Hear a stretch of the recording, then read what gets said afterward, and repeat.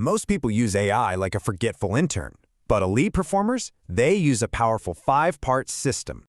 So what's the difference? Well, one starts from zero every single time. The other builds a strategic asset. So let's get into this system. First up, the foundation, giving your AI a perfect, persistent memory.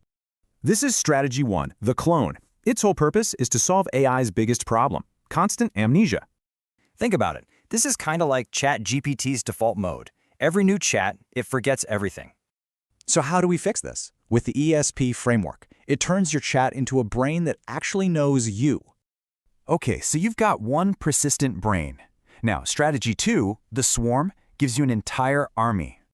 Most of us are fighting our modern battles with just 2 hands. The swarm lets you operate in parallel.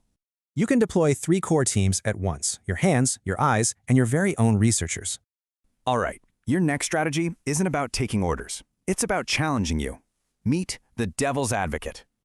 You know, it's that classic IKEA effect. We fall in love with our own ideas and completely miss the flaws.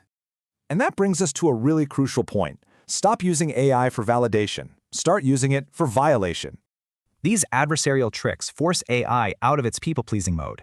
They're designed to find your blind spots. So, you know you're wrong. What's next? The Neuralink helps you learn what's right and fast.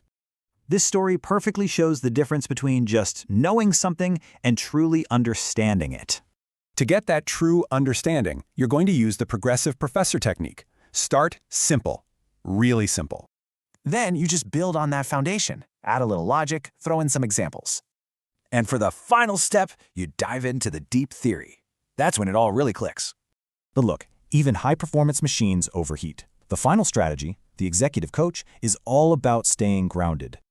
Use these 3 mirrors for instant clarity, whether you're overwhelmed, just failed, or face a huge decision. But here's a thought. What happens when everyone learns this stuff? What's your real edge then? Well, an executive coach once shared this amazing insight. Your real job is managing people's emotions.